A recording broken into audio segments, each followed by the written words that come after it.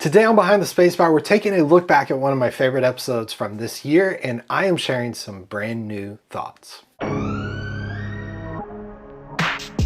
everyone, and welcome back to Behind the Spacebar. This is the podcast for musicians, music directors, playback techs, really anyone that's performing live on stage with Ableton Live. We have reached the end of the year. It's crazy. At the time of recording this, there'll be more episodes by the time this goes live, but at the time of recording this, we have 40 episodes of Behind the Spacebar that have been released. So we've released an episode almost every single week this year. We've taken a few weeks off, but I'm doing something different, something special for the end of the year. We're going to be recapping and replaying previous episodes of the podcast, but this is not a just simple like highlights reel thing and that's it. What we're going to do is I'm going to play the previous episode. Then at the end of that, I'm going to come back and share some thoughts of how I feel almost a year later. Almost 50 some odd weeks later after recording this, because a lot of time has passed, particularly with this episode. This was episode 2, January 10th, so almost a year ago at the time of me recording this. This is episode 2, and it's all about this phrase, humbly confident, humbly curious. This is kind of the unofficial motto of From Studio to Stage. And after going a year of recording this, I feel stronger about this than I did when I even recorded it, about how incredibly important this is. So let's dive into this episode together. Make sure to stick around because at the end, again, I'm going to come back and share some fresh, brand new thoughts that you've never heard before. So let's dive in. This week, we're talking about something that I've become very passionate about. Let me tell you kind of the origin story of this. So I think most people listening are familiar. The name of the podcast is Behind the Spacebar, but the company that produces the content is called From Studio to Stage. So this is the site. I'll include the link in the show notes of this if you've actually never been to the site. I guess there is a good possibility that you're watching this and you don't even know it From Studio to Stage is. I guess there's a possibility of that. Or maybe you saw me when I was at Multitracks working there, or you've seen my content on YouTube, but you're not really familiar with what From Studio to Stage is. And this is not an ad, although it could be an ad because I'm in charge and I can do whatever I want. But From Studio to Stage is a subscription platform. It's a community where people can subscribe, free tutorials, which this is kind of part of that, free tutorials podcast, free resources, in-depth courses. Okay, that's it. This is not an ad, I promise. But the reason I bring this up is I started From Studio to Stage, and I started to see this trend with people to where I would get people that would subscribe, people that I knew I had some history with. And then I would see the people, it felt like the people were kind of splitting into two different categories, and some people would cancel, and that's fine. I understand there's certain things of my friends that they've created that I've subscribed and canceled. So it's not like a hard feelings kind of thing, but I would have some people that would cancel. I'd have some people that would stick around for a very long time. Doug Laws, he's a guy that from literally the first week I started the company, and launched From Studio to Stage at the time of recording this 3 years ago. He's been subscribed every day since, right? Doug's been around forever. So I started to look at people like Doug, people that I knew that I at least had a little bit of history with that had canceled, and went, well, what's the difference between these two types of people? I would look at people that are super advanced users, that are playback techs that are out on the road with major artists that are part of the community, and people that are paying their own money. I'm not saying like comp subscriptions. I'm saying people that are paying their own money. And I would go, okay, this guy is a world-class playback engineer. They're subscribed. They're paying their own money. They're sticking around. And then there's this person that they're good. They're knowledgeable. They know what they're doing. They canceled. Like, is there a difference there? Should mention too, part of Behind the Spacebar, it's a chill environment here. So if you got a cup of coffee, grab a cup of coffee, enjoy it wherever your coffee's from.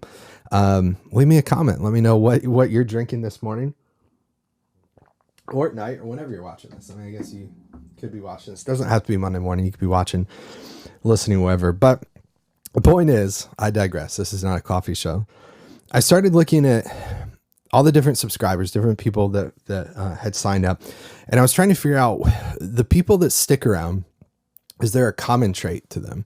Is there something about them that I could say, okay, these are the type of people that I need to get subscribed because they're going to be the people that stick, right? And when you look at a business, you try to reduce a subscription business, you try to reduce what's called churn, which is people canceling, and you try to build an audience and get them to download a lead gen, something that's free.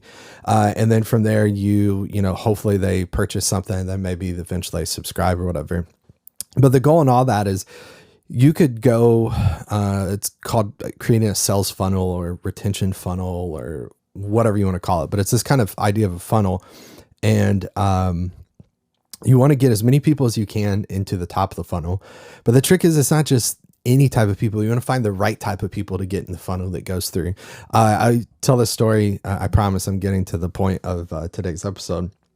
But over Christmas break, obviously the kids are out of school. My son, who turned 9 over the holidays, went outside and had a cardboard sign that said, subscribe to From Studio to Stage, honk if you're already a subscriber. And I don't know if it's because he was watching, a lot of Mr. Beast or something, or he just felt inclined to try to help dad grow his YouTube subscriber count. But I thought it was super sweet. But I was trying to explain to him that, it's great that he's doing that. But I don't necessarily need people that are driving through my neighborhood to be subscribers. I need people that are musicians, playback techs, worship leaders, that sort of thing. It's the right type of people. So anyway, I really started trying to figure out what are the type of people, or the right type of people. What are the audience that I should be going after?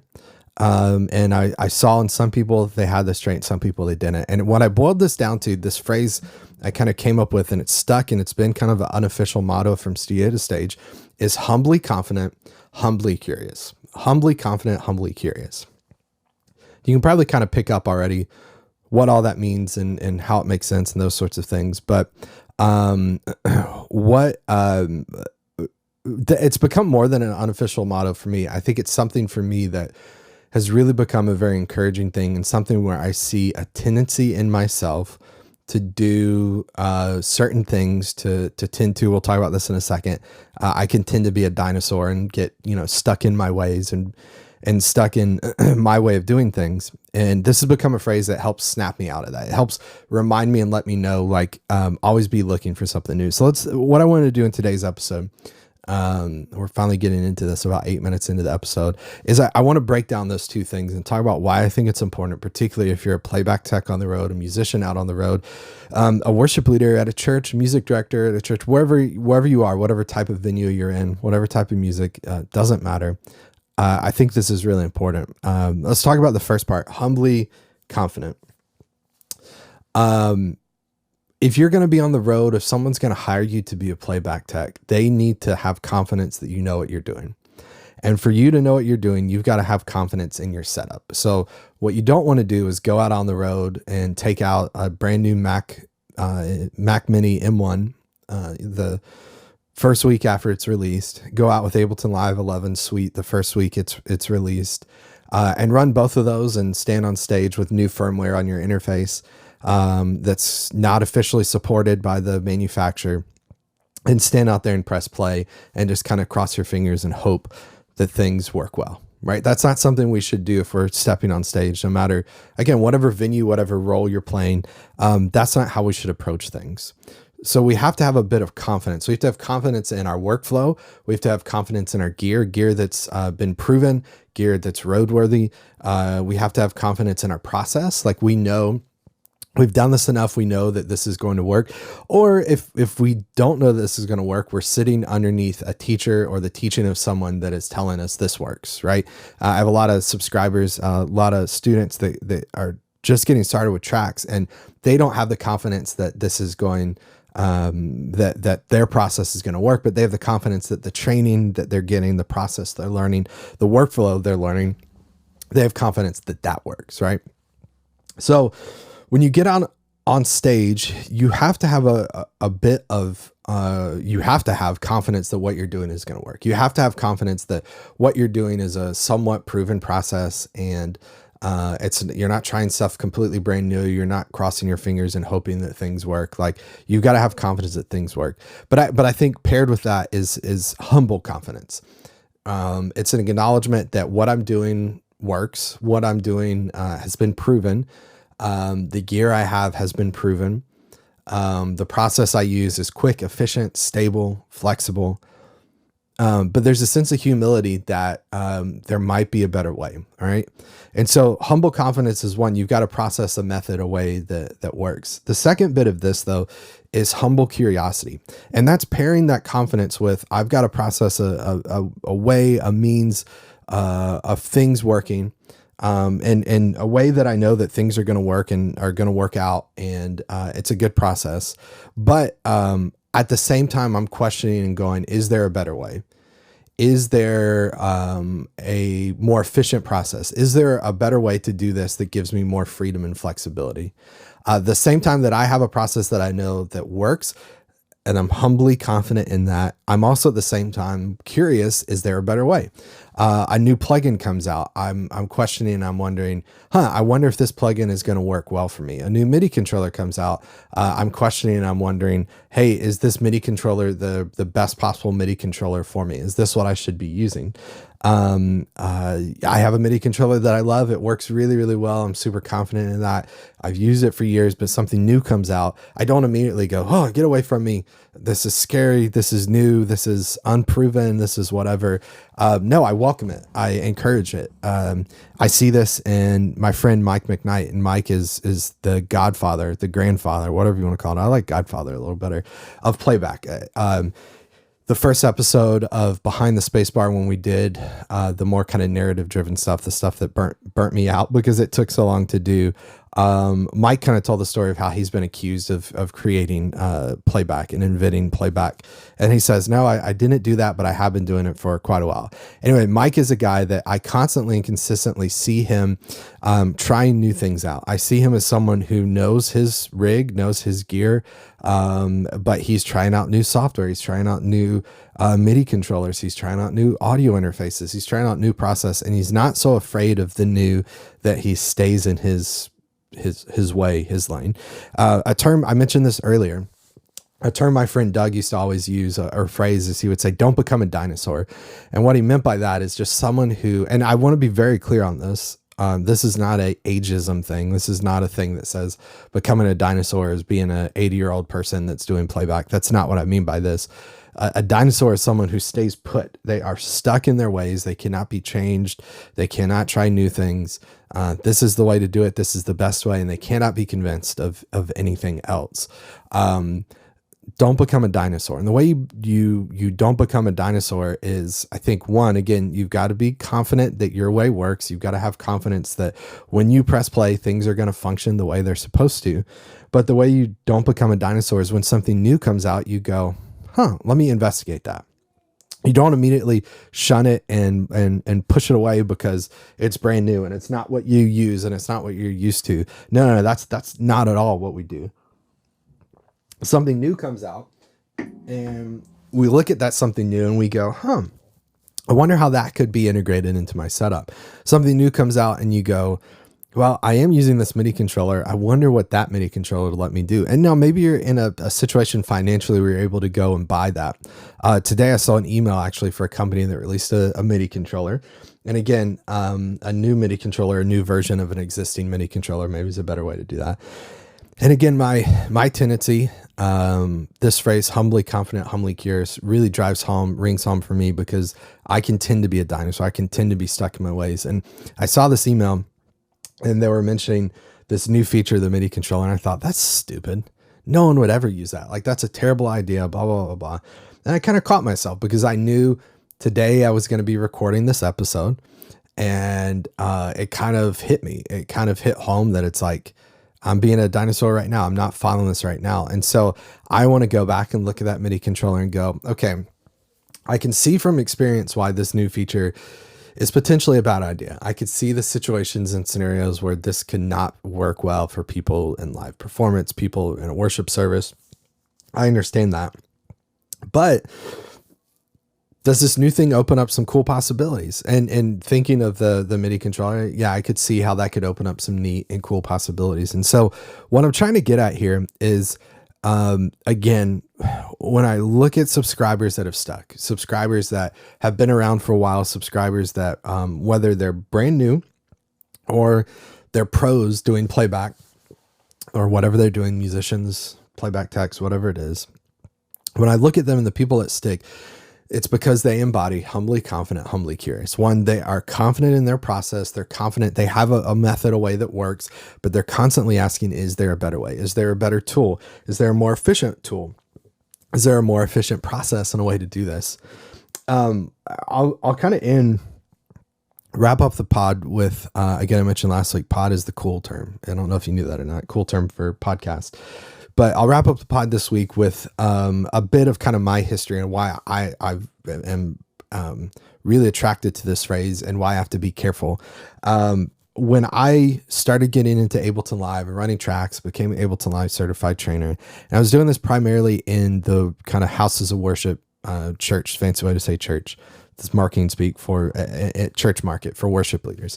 And so I was running tracks then, and the way I was running tracks is in session view, and I would create stems, and actually a lot of people weren't really using stems and multitracks then because they weren't easily and readily available. So multitracks.com was called Interactive Worship Live back then. If you remember those days, Loop Community was a free forum to upload content to. BWAX forum was a big place where everyone went. Most people weren't using stems and multitracks. They were rendering like MP3s, right? Just to give you a sense of when this was. So this was 2004, probably 2002 to 2004. So I went to college 2004, graduated 2008. But around that time, I believe 2010, something like that, I became a certified trainer. I can't remember the date exactly. I need to look. About 12 years. That was 2020. I got the thing here. This certificate says 2013, but it was before that. My twins were born in 2012. Yeah, I think it was 2010. Anyway, became a certified trainer. I had this process down. I was running tracks in session view, and I went around kind of preaching the gospel of running tracks in session view. And I was really confident and really like, this is the way to do it. There's no other way to do this. My way is the right way. And then I ran into a guy, the guy who started Interactive Worship Live, which became Multitracks. And he was teaching running tracks in arrangement view. And I thought, this makes no sense. Arrangement view is not built for this. And then I went to a conference, and that guy was kind enough and humble enough to let me teach the conference alongside of him. And in doing that, I kind of saw a couple things he was doing, and I went, oh, that's really interesting. And I started to go from blocking out a potentially other way of doing things because of my insecurity, started blocking out you could definitely not do this. And I started going, oh, I wonder that would be interesting. Actually, if I did tracks and arrangement view, then I could do this, I could do that. And ended up and landed obviously eventually at that company, Multitracks, and was there for a while. And through that process and in that transition, I started running tracks and arrangement view. And I remember one time when Multitracks bought my company at the time that I had started, and I sent out a press release, and I saw someone say like, a guy email in and say, you've changed your ways. You're using arrangement view now, and it's all because Multitracks forced you to, and blah, blah, blah, and told you. And I'm like, bro, you are like, I mean, he was a conspiracy theorist before being a conspiracy theorist was cool. And I don't remember who the guy was, but the reason I had switched was not because some company that acquired my company and that I started working for forced me to. I switched because I realized it was a better way to do it. And so if I had stayed this is the way to do it, then I would be stuck. I would be still wasting tons and tons of time, as opposed to going, I think there's a better, easier way to do this. So I share that story to say, now I feel like I have the right way to do this. But as I'm teaching people to run tracks in arrangement view, and why I think that's better most of the time than running tracks in session view, I'm also at the same time constantly going, is there a better way? Is there a better tool? Is there a better resource for doing this? Plugins like Setlist, Taz, AbleSet come out, and I don't want to look at them and go, no, get away from me. Get behind me, Satan. I'm not going to use this plugin. I'm a purist. I have my process. I'm constantly going to look at those and evaluate those and see how they fit and go, for me in particular, this doesn't work well, or this works well, or this thing is good, this thing isn't good. I'm going to constantly be looking at those now and going, is there a better way to integrate them? So here's where I want to wrap up with for today. Look at this in your particular context. No matter where you are as you're listening to this, as a playback tech on the road, as an artist, as a hired gun in a band, whatever way you are, look at your current process and go, am I confident in my process? And if not, share that up. Figure out what that is, right? Because if you're going to be on the road, if you're going to be paid to do things, you've got to be confident. You've got to have a good process, a good workflow. But then two, ask yourself, is there a better way? Are there better tools for me to do my job? Is there a better process for me to get this done? And explore that. Now, don't go immediately change your process. Don't immediately change things. Like it's really hard for my friends that are out on the road to implement new tools and new things. And that's good for them because you need something that's consistent. But when you get that break, take some time and explore it. Explore it while you're out on the road. Maybe don't implement it till the next tour or the next time you get a chance to do a rehearsal or the next time you get a substantial weekend off or a week off or whatever it is. But start exploring, start asking, is there a better way to do this? And I think we can apply this in our lives in a lot of different ways. Like hold strong to the things that you hold to be, that you see as truth, as values, as things you live by, but be open-minded enough to go, what if I'm wrong? Like, what would happen if I was wrong? And honestly, man, the way I think about it, as I'm thinking about it now, it's like, I think we would maybe be in a bit of a different world if we applied this in all of our life, right? All of life right now is two camps. You're pro, you're against this. You're anti, you're for. It's like there's these two kind of divisions, and I think both sides are typically arguing the same thing, coming at different points. And if we could be humbly confident in what we believe to be the truth, but humbly curious to go, what really is the truth? Is there a better way for us to do this? Then maybe things would be better. Now, I don't want to end every podcast being preachy like that, and I didn't intend to go there. But just as I was thinking, I'm like, man, this applies, and this is more than and bigger than just software and tracks and that sort of thing. But anyway, look at your life, look at your process, go, is there a way that I could be more humbly confident, humbly curious in it? Okay, so I hope you enjoyed that episode. Again, as I said in the beginning, I believe that Humbly Confident, Humbly Curious is more important than I did January 10th when I recorded this. These episodes are sometimes weird to record because sometimes it feels very preachy. It feels very much like me yelling at you, or me, not necessarily yelling, but me kind of like, hey, I've got this figured out and let me share some reasons why I'm much better than you. And this is one for me that I have to hold true and remember, almost all the time. Humbly confident, humbly curious. I tend to be a little more heavy on the humbly curious part, humbly confident part of it. And I was reminded this year I need to be a little more on the humbly curious part. I tend to be really confident in my process, the ways I've done things. And that doesn't come from arrogance. That doesn't come from pride. It comes from doing this for a very long time, developing processes, developing things that I know work, that have made a difference for people, but I get really, really stuck in this is the way it is. Sometimes it just comes from laziness. Sometimes it comes from like, I'm just running with stuff, I'm doing stuff. But I have found, in fact, as I'm recording this, I'm about to head to Nashville in a couple days for 2 live events I'm doing playback for. And as I'm diving into this content, one of which is crazy with time signature changes, tempo changes, all sorts of things. One that's a little more straight ahead pop stuff.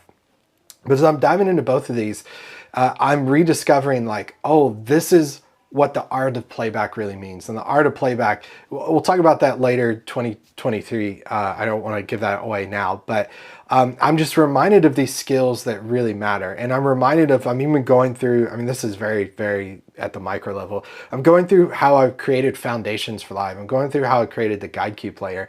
And I'm rethinking a lot of things because I'm reusing this again. And I'm going, I'm in a new context. Does this still make sense? Is there a better way to do this? I really think this is super important. Again, if you're going to be a playback tech, if you're going to be anyone that's employed out on the road, running tracks, using Ableton, you have to be confident in your process. But please, please, please ask the question, is there a better way? Ask the question, why?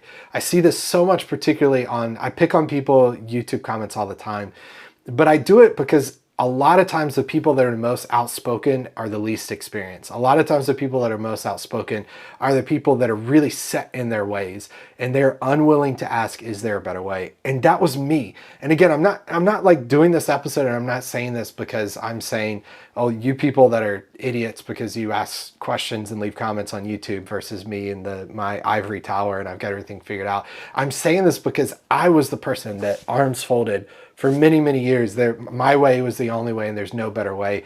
And I promise you, I struggle with this, but I'm constantly forcing myself into, is there a better way?